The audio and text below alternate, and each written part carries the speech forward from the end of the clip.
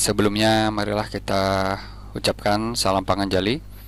Om Swastiastu, Om Awiganamastu, Namo Sidam, Om Anubadrah Kartawiyantu Iswata. Semoga pikiran yang baik datang dari segala penjuru. Baik anak-anak, jumpa pertama pada pertemuan awal kita. Jadi pada kelas 10 ya, kelas 10 kita akan bertemu di materi pembelajaran agama Hindu. Nah, di sini marilah perkenalkan terlebih dahulu, nama Bapak Haris Brahmaika Ditya. Saya lahir di Samarinda 20 Agustus 1997. Kebetulan saya saat ini mengajar agama Hindu di 3 tingkat, 10, 11, 12, informatika kelas 10 dan sejarah Indonesia kelas 12. Jadi mungkin dari anak-anak sekalian sudah ada yang mengenal Bapak. Dari Ketut, Komang, lalu ada Ferdi, lalu ada Gede Indra, dan ada Erlangga. Semoga kita kedepannya dapat bekerja sama dengan baik. Sebelum kita mulai pembelajaran, baiknya kita akan memulainya dengan kontrak pembelajaran ya. Kemarin sudah Bapak kirimkan itu melalui grup WA. Jadi nanti semoga kedepannya kita bisa lebih baik lagi dalam memahami kontrak pembelajaran. Tugas sebanyak 40% ya. Kenapa tugas banyak sama 40 sebanyak 40% ini? Karena kondisi kita saat ini adalah dalam keadaan pandemi, jadi dalam bentuk daring. Semuanya penugasan ini dinilai sebagai bentuk yang lumayan efektif untuk mendapatkan penilaian yang sebagai bentuk yang nyata. Oleh karena itu tugas presentasinya lebih banyak begitu. Dan tidak perlu menjadi cerdas atau pintar dalam sebuah pembelajaran, karena pandemi ini kita mungkin sedikit ada kekurangan juga dalam bentuk pembelajaran, entah dalam bentuk daring atau dalam bentuk aplikasi-aplikasi yang lainnya. Jadi semoga saja dengan kegigihan kalian, giatnya kalian, rajinnya kalian bisa mendongkrak nilai kalian dalam bentuk penugasan-penugasan ini nanti. Lalu ada kehadiran online sebanyak 10%. Nah, kehadiran online nanti bisa dilihat dari kalian setiap absen, dalam setiap kalian melakukan keaktifan dalam menanggapi presensi yang sudah diberikan di grup ataupun di Google Classroom. Lalu ada keaktifan atau interaksi di grup sebanyak 20%. Hal ini ditunjukkan untuk agar kalian bisa aktif dan memberikan pendapat-pendapat kalian, memberikan sebuah kreativitas kalian dalam bentuk kata-kata, dalam bentuk tanggapan-tanggapan. Itu nanti ada penilaian yang terlebih lagi gitu. Lalu ujian sebanyak 30%. Hal ini ditujukan walaupun kalian sudah melakukan banyak hal, melakukan tugas kalian online dan sebagainya, ujian ini juga memiliki sedikit bobot lebih besar karena pemahaman kalian juga diberlakukan pada ujian ini gitu. Jadi ujian nanti ini sebanyak 30%. Mengapa kok ujiannya lebih sedikit daripada tugas gitu? Karena ujian ini kalian tidak terlalu tidak terlalu, bukan sebagai nilai finalnya begitu. Walaupun nilai ujian kalian bagus, tapi kalau misalnya keaktifan, kehadiran online kalian dan tugas-tugas kalian itu lemah, jadi ya nilainya tidak utuh juga begitu. Jadi ya memang tugasnya lebih mendongkrak daripada nilai yang selanjutnya begitu. Nah, jadi ada catatan, jika memiliki kesibukan atau berhalangan untuk mengikuti pembelajaran online, kalian wajib menghubungi guru mata pelajaran. Ya, jadi kalian wajib konfirmasi terlebih dahulu. Kalian harus wajib memberikan informasi. Jangan sampai ketika kalian memberikan informasi atau tidak memberikan informasi, kita tidak tahu guru itu nanti kalian kondisinya seperti apa gitu. Jadi setiap keadaan atau setiap ada kesibukan, tolong dikonfirmasikan terlebih dahulu. Lalu jika ada siswa yang terlambat mengikuti pembelajaran atau terlambat memberikan konfirmasi, maka dianggap tidak mengikuti pembelajaran ya, karena konfirmasi ini sangatlah perlu, sangatlah ibaratnya sangatlah diperhatikan, karena itu nanti akan membentuk nilai disiplin kalian, membentuk nilai tanggung jawab kalian dari sana. Ya, jadi nanti dari penugasan ada tugas berupa catatan. Jadi nanti setiap materi yang sudah diajarkan harusnya kalian mencatat ya, mencatat setiap materi yang sudah disampaikan oleh guru dalam bentuk catatan-catatan poin-poin penting, agar catatannya juga dirapikan. Misalnya bab ini tentang Dharma Sastra, kalian catat dulu Dharma Sastra sebagai bab pertama, nanti poin-poin pentingnya apa dicatat itu satu per satu. Nah, nanti tugas dikumpulkan setiap selesai satu bab pelajaran, atau nanti setelah disampaikan oleh guru pengajar, atau ketika waktu yang ditentukan oleh guru mapelnya. Seperti saya, nanti kalian sudah mencatat tuh Lalu mencatat, nanti tugasnya dikumpulkan ya, catatannya dalam tanggal segini atau pertemuan keberapa. Kalian juga harus sudah siap, karena itu nanti setiap materi yang sudah disampaikan kalian harus wajib mencatat materi itu supaya kalian tahu. Karena kebiasaan kalian hanya memandang saja, hanya melihat saja, kalian tidak mencatat, tidak membiasakan mencatat, tidak ingat jadinya. Nah, jadi untuk semester 1 dan 2, semester 1 ada 3 bab pembelajaran dan semester 2 ada 2 bab pembelajaran. Untuk materinya di kelas 10 ini di semester pertama ada 3 bab, yaitu tentang Dharma Sastra sebagai sumber hukum Hindu. Lalu bab 2 ada ajaran Punarbawa sebagai wahana memperbaiki kualitas diri. Lalu bab 3 ada catur warna dalam kehidupan masyarakat. Langsung lanjut ke semester 2 ada bab 4 nilai-nilai yatsnya dalam kitab Ramayana. Dan bab kelima ada peninggalan sejarah Hindu di Asia. Jadi totalnya dalam 1 tahun ini ada 5 bab. Semoga kita bisa menyelesaikan dengan baik, karena dalam keadaan pandemi ini kita semoga bisa menyerap ya segala informasi, segala pembelajaran. Saya bisa memberikan informasi kepada kalian dalam bentuk materi, dalam bentuk pengetahuan, dan kalian juga bisa menyimak ini sebagai referensi-referensi yang harus kalian terima gitu di dalam diri kalian. Ya, pertemuan pertama. Jadi materi kita mengenai Dharma Sastra sebagai sumber hukum Hindu. Ya, jadi Dharma Sastra sebagai sumber hukum Hindu. Pertanyaan pertama, untuk apakah hukum dalam kehidupan manusia? Ya, jadi kita perlu bertanya terlebih dahulu sebagai bentuk rasa ingin tahu kita. Kira-kira untuk apa sih hukum dalam kehidupan manusia ini? Mengapa manusia yang dibilang memiliki indera paling lengkap, memiliki kesempurnaan yang paling hebat daripada makhluk-makhluk lain, kenapa masih memerlukan hukum dalam kehidupan manusia begitu? Nah, kira-kira seperti apa? Ini saya berikan gambar referensi. Di sini ada 5 agama, ada dari Islam, Hindu, Buddha, Konghucu, dan sebagainya. Jika manusia yang memiliki keinginan yang tak terbatas ini tidak diatur oleh hukum, bagaimana jadinya? Gitu. Ya, jadi langsung lanjut. Tujuan dibentuknya hukum itu ada 3 di sini, untuk membentuk sebuah keadilan, ya. Lalu ada kemanfaatan, dan yang ketiga kepastian hukum. Untuk poin pertama yang tentang keadilan, ya, tujuan hukum yang pertama tentang keadilan, setiap manusia ini memiliki hak yang sama di dalam kehidupannya. Jadi jika kita tidak memperlakukan rasa keadilan, nanti manusia akan menjadi tumpang tindih seperti hukum rimba. Jadi siapa yang kuat itulah yang menang. Kita sebagai umat manusia memiliki WWK, memiliki rasa belas kasih dan cinta kasih. Kita tidak boleh memperlakukan hidup seperti hukum rimba begitu. Oleh karena itu ada tujuan hidup yang pertama adalah keadilan, supaya kita tahu porsi masing-masing manusia. Dalam kondisi seperti ini manusia dituntut keadilannya seperti ini. Dalam kondisi seperti ini keadilannya juga seperti ini. Jadi memiliki porsi yang masing-masing, ada porsi yang masing-masing seperti itu. Lalu ada kemanfaatan, ya, hukum itu harus bermanfaat. Jangan sampai hukum itu menjadi sebuah hal yang sangat merugikan, karena tujuan untuk terbentuknya hukum adalah untuk menciptakan manfaat, agar manusia itu menciptakan keselarasan, menciptakan kedamaian dalam hidupnya, sehingga hukum ini menjadi tolak ukur yang betul-betul menjadi pegangan hidup manusia juga gitu, untuk menciptakan keteraturan, kedamaian, ketentraman gitu. Lalu ada kepastian hukum. Jadi jangan sampai nanti ketika manusia gitu, ketika sudah mengikuti hukum, itu hukum itu menjadi sesuatu yang tidak pasti gitu. Karena sudah kita sepakati dalam ranah demokrasi, kita sepakati untuk hidup bersama gitu dalam kehidupan umum atau kehidupan sosial.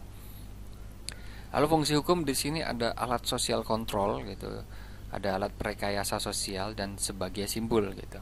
Jadi alat sosial kontrol itu dimaksud adalah sebagai kontrol sosial orang banyak gitu, karena kita hidup di lingkungan sosial itu pasti lebih daripada 2 orang manusia, dan beberapa orang itu menciptakan karakter-karakter masing-masing, menciptakan kecenderungan masing-masing. Jadi supaya menjadi kontrol manusia itu agar tidak menciptakan kebuasan, tidak menciptakan keliaran di dalam hidupnya, kita perlu mengontrol. Ya, negara itu perlu hukum untuk mengontrol para masyarakat, yang para penduduknya, para orang-orang yang tinggal di dalamnya, agar tidak saling bertikai satu sama lain, tidak menciptakan sebuah tidak teraturan seperti itu. Lalu alat rekayasa sosial, kita perlu membentuk sosial itu sebagai sesuatu yang damai, sesuatu yang menciptakan keteraturan, sesuatu yang menciptakan ketentraman. Jadi perekayasaan ini juga perlu, jangan sampai nanti ketika hukum terbentuk malah karena kepentingan-kepentingan tertentu menjadi hal yang merugikan, menjadikan hal yang sangat menyusahkan bagi umat manusia. Lalu sebagai simbol juga, karena simbol itu adalah hal yang baik juga dalam kehidupan manusia. Agama Hindu merupakan agama yang paling banyak simbolnya, ya paling banyak simbolnya, karena kita adalah agama yang berdasarkan filsafat juga. Jadi kita perlu membaca dari setiap simbol-simbol itu supaya kita memahami arti daripada maksud yang diberikan. Ya, di pertemuan pertama ini kita akan membahas gitu ya, apa sih hukum dan kaitannya dengan dharma sastra di Hindu gitu. Nah, kita ini sebagai manusia ya, walaupun secara individu ataupun secara sosial, jadi dalam kehidupan kita tuh harus memerlukan keteraturan ya. Harus memerlukan keteraturan agar apa? Agar mendapatkan keadilan dan kebahagiaan gitu. Nah, kita poin pentingnya di sini adalah keteraturan ya. Jadi keteraturan ini, siapa sih yang tidak ingin hidupnya teratur, tidak ingin hidupnya nyaman, tidak ingin hidupnya bebas daripada gangguan. Nah, ini kita sebagai manusia ingin menginginkan ini semuanya dalam kehidupan sosial. Jadi kita tuh ingin menginginkan rasa adil dan rasa kebahagiaan gitu. Kita tidak ingin menjadi manusia yang tertindas, manusia yang diinjak-injak oleh manusia lainnya gitu. Jangan sampai kita di dalam agama menciptakan hal seperti itu juga gitu. Nah, di sini untuk menciptakan keadilan dan kebahagiaan itu ya, kitab Dharma Sastra di Hindu ini itu adalah sumber hukum Hindu. Itu akan memberikan keteraturan kepada kita semua, khususnya sebagai umat-umatnya gitu. Nah, jadi patokannya Dharma Sastra ini adalah sebagai sumber hukum Hindu. Ya, kita tekankan lagi, Dharma Sastra adalah sebagai sumber hukum Hindu gitu. Ini harus kita lakukan untuk memberikan keteraturan kepada kita semua gitu. Jadi dengan demikian ya, manusia itu wajib untuk selalu mentaati dan menerapkan Dharma Sastra dalam kehidupan, baik dalam Dharma negara maupun Dharma agama. Dharma negara itu apa sih? Dharma negara adalah kewajiban kita sebagai orang atau sebagai penduduk yang tinggal di sebuah negara, khususnya negara Indonesia. Kita juga harus mentaati hukum yang berada dalam negara ini juga, dalam negara kita juga gitu. Dan kita juga harus mentaati hukum-hukum yang termasuk dalam dharma agama kita. Ya, sumbernya adalah dari Weda itu sendiri. Nah, pada pertemuan pertama kita ya, itu adalah mengenai pembagian. Jadi yang seperti tadi yang kita jelaskan tadi, Dharma Sastra ini adalah sumber hukum Hindu, ya ibaratnya sebagai kitab referensi dari hukum-hukum Hindu gitu. Nah, ternyata kalau di dalam menurut pembagiannya, hukum Hindu ini ya, Dharma Sastra ini pada Catur Yuga ini memiliki banyak pembagiannya nanti ya. Jadi nanti supaya kalian paham kenapa sih kok ada pembagiannya, kenapa sih berbeda seperti itu, kita perlu melihat ini gitu. Nah, jadi Dharma Sastra ya dijelaskan ini adalah merupakan sastra yang menguraikan tentang hukum atau dharma kalau dalam agama Hindu di dalam kehidupan manusia. Jadi Dharma Sastra, Dharma dan Sastra. Jadi sastra atau kumpulan-kumpulan tentang tulisan-tulisan yang sudah dituliskan oleh para maharsi itu diuraikan tentang hukum-hukum atau dharma dalam kehidupan Hindu itu untuk menciptakan keteraturan dalam kehidupan manusia. Nah, segala ketentuan dan aturan yang mengatur kehidupan manusia baik secara individu maupun secara sosial dalam kehidupan itu diatur melalui sumber hukum, yaitu Dharma Sastra ya. Jadi ketentuan, aturan-aturan yang mengatur kehidupan manusia mau dari kehidupan secara individu, yaitu kehidupan kita sebagai manusia yang sendiri, ataupun yang sosial, yaitu orang-orang banyak ya. Jadi tidak hanya kita sendiri, mulai dari keluarga, mulai dari tetangga, mulai dari masyarakat di dalam sebuah kabupaten, kecamatan dan selanjutnya gitu. itu diatur melalui sumber hukum, yaitu di Dharma Sastra kalau di Hindu. Ya, jadi Dharma Sastra ini sebagai sumber hukum Hindu memiliki tujuan untuk mensejahterakan masyarakatnya dan memberikan keadilan dalam kehidupan. Nah, di sini tujuan dilaksanakan hukum ya itu adalah agar masyarakat Hindu menjadi sejahtera. Ya, jadi seperti di awal kita jelaskan, hukum itu setidaknya tidak menyusahkan buat manusia. Jadi kalau bisa memang dibentuk hukum itu agar menciptakan masyarakat agar menjadi sejahtera dan bisa menemukan nilai-nilai keadilan. Kalau jika dalam kehidupan manusia sudah terbentuk rasa keadilan satu sama lain, maka terwujudlah kehidupan yang berbahagia. Kalau di dalam Hindu, tujuan kita adalah untuk mencapai moksartam jagat hitaya caiti dharma. Ya, artinya adalah tujuan hidup manusia itu untuk mencapai kesejahteraan hidup di dunia juga di akhirat gitu. Jadi jagat hita, jagat itu adalah dunia gitu, dunia entah dunia secara fisik ataupun secara nanti kita di akhirat itu untuk menciptakan hita yang tentram, yang sejahtera berdasarkan caiti dharma, berdasarkan nilai-nilai dharma atau nilai-nilai kebenaran gitu. Nah, hukum Hindu merupakan sebuah tata aturan yang membahas aspek ketentuan atau kehidupan manusia secara menyeluruh yang menyangkut tentang keteraturan individu ya. Jadi kalau misalnya kita masuk ke dalam ranah agama, individunya ini lebih ke ranah spiritual ya, dan keteraturan sosial. Ada dua aspek ini ya. Ada keteraturan individu secara spiritual, lebih secara aspek umumnya, dan keteraturan sosial. Nah, seperti yang saya jelaskan tadi di awal, Dharma Sastra pada Catur Yoga ya, jadi kitab Dharma Sastra atau kitab sumber hukum Hindu ini itu ternyata terbagi pada catur yuga. Catur itu 4, yuga itu pembagian zaman ya, jadi ada 4 zaman ya. Ada berlaku dalam ajaran Hindu satu Mahayuga atau satu siklus perkembangan zaman yang terjadi di muka bumi ini yang terbagi menjadi 4 zaman. Nah, itu ada zaman Kerta Yuga atau Satya Yuga, ada zaman Treta Yuga, ada zaman Dwapara Yuga, dan yang keempat ada zaman Kali Yuga. Nah, jadi perubahan dunia ini berlalu seiring dengan 4 zaman ya, di mana keempat zaman tersebut memakan waktu ribuan tahun dari masa keemasan dari zaman Satya Yuga menuju masa kehancuran ataupun demikian sebaliknya. Jadi di sini ada cakra atau roda perputaran waktu dari zaman. Di situ ada zaman Satya Yuga, zaman emas, lalu zaman Treta Yuga, sudah mulai zaman selanjutnya lagi ada zaman perak, ada zaman perunggu, dan yang terakhir adalah zaman besi gitu, ada zaman Kali Yuga. Nah, di sini kita akan bahas Dharma Sastra pada setiap zaman, yaitu yang kita sebut sebagai Catur Yuga. Nah, keteraturan yang dimaksud dalam hukum Hindu itu pemberlakuannya dalam Dharma Sastra berbeda di setiap yuga atau setiap zaman. Jadi kita ingat lagi, keteraturan dalam hukum Hindu itu pemberlakuannya itu berbeda pada setiap zaman gitu. Jadi menurut Gede Puja pada tahun 2010 itu memberlakukan Dharma Sastra berdasarkan teori relativitas Sangkalikita. Ya, dikatakan bahwa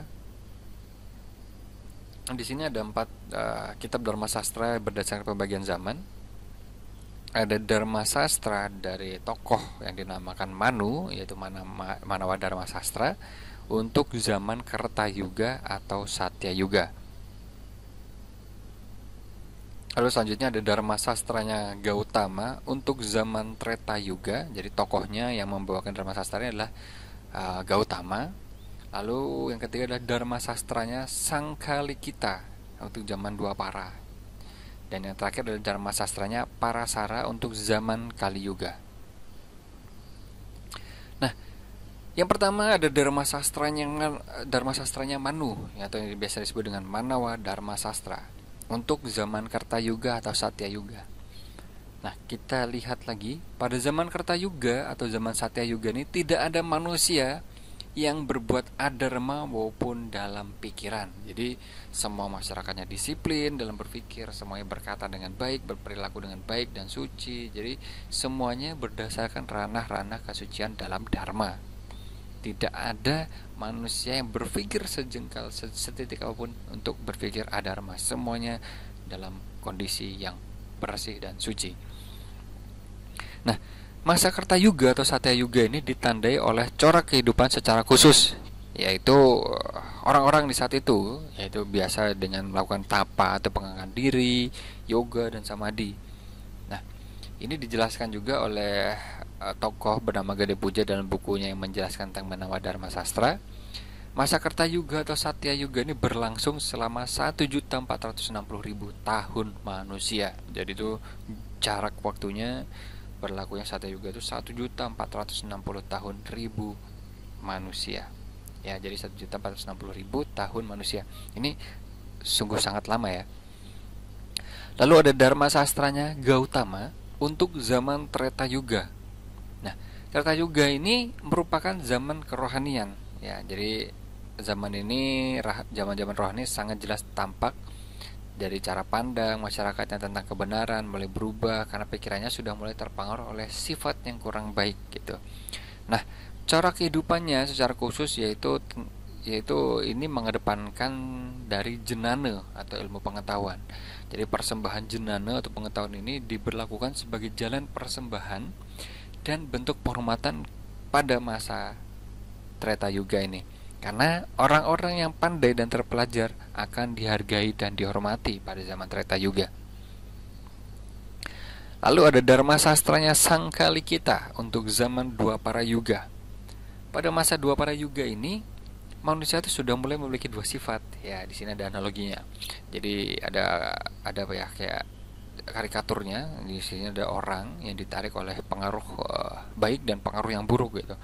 Jadi sebagian dirinya ada rasa kebaikan dan sebagian dirinya ada sifat yang kurang baik. Nah, masa Dwapara Yuga ini ditandai corak kehidupannya secara khusus, yaitu lebih mengedepankan yajna atau pengorbanan. Nah, persembahan yajna atau kurban ini sebagai jalan persembahan dan diberikan dalam bentuk pengorbanan, penghormatan ya. Penghormatannya itu kita mengorbankan sesuatu, mengorbankan upakara dan sebagainya. Karena sebagai orang Bali pasti sudah paham mengenai hal ini. Nah, lalu yang terakhir adalah Dharma Sastranya Parasara untuk zaman Kali Yuga. Menurut Mas Subinara tahun 1999, pusat perdebatan yang menghancurkan kehidupan manusia ini digambarkan dalam kitab Skanda Purana. Di situ ada 17.1 antara lain pada zaman Kali Yuga ini ditandai oleh maraknya minuman keras, maraknya perjudian, maraknya pelancuran, dan maraknya orang selalu mengejar harta benda, selalu mengejar bentuk-bentuk harta benda yang seperti ini. Ini dicontohkan seperti bentuk emas gitu. Jadi zaman ini manusia itu terlalu mengedepankan sifat-sifat keduniawiannya. Jadi itu baik berupa harta kekayaan ataupun kedudukan atau yang menjadi tujuan secara umumnya. Jadi mereka tuh hampir tidak peduli tentang kebatinian atau sifat-sifat religi gitu. Jadi lebih banyak mengejar keduniawian, mengejar harta benda, mengejar hal-hal yang bersifat keinginan, yang bersifat pribadi lah begitu. Ya, jadi ada 4 zaman di sini. Ada zaman Kerta Yuga atau Satya Yuga, itu zaman yang diberlakukan untuk tokoh Manu ya. Lalu ada Dharma Sastra dari tokoh yang bernama Gautama untuk zaman Treta Yuga. Yang ketiga Dharma Sastra Sangkalikita untuk zaman Dwapara, dan yang keempat ada Dharma Sastranya Parasara untuk zaman Kali Yuga. Ya, jadi cukup itu saja pertemuan kita, maksudnya pemberian materinya pada pertemuan pertama ini. Jika ada pertanyaan silahkan disampaikan, boleh disampaikan di grup, boleh juga disampaikan via japri ke saya. Jadi silahkan ditanyakan, jangan sungkan-sungkan. Jadi malu bertanya sesat di jalan katanya. Jangan sampai kalian nanti tidak bertanya malah hanya menerka-nerka sendiri. Oh ternyata apa sih ini itu dan sebagainya gitu. Kalau bisa ditanyakan jika tidak paham.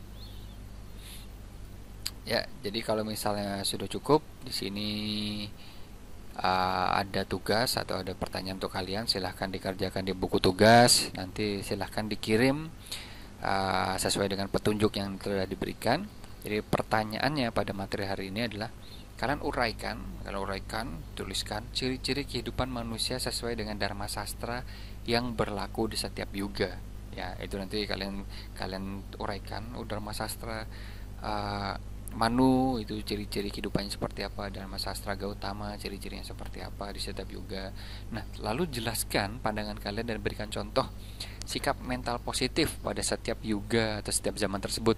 Nah, misalnya zaman yuga yang pertama itu atau zaman Satya Yuga itu karakter sifat-sifat positifnya manusia saat itu apa saja, kegiatan-kegiatan positif manusia saat itu apa saja. Lalu untuk yang zaman selanjutnya Treta Yuga, Dua Para Yuga sampai Kali Yuga tuh sifat-sifat positifnya dari manusia yang masih saat itu tuh apa saja. Tuliskan hal itu dari setiap karakternya. Baik, cukup pertemuan kita pada hari ini. Semoga bermanfaat, semoga bisa menjadikan kalian lebih paham mengenai materi Dharma Sastra. Jadi silahkan nanti dibaca-baca kembali, dicatat poin-poin pentingnya, jangan lupa karena catatan itu juga menjadi hal yang penting untuk penilaian kalian. Cukup sampai di sini, Bapak tutup dengan salam Paramasanti. Om Santi Santi Santi Om.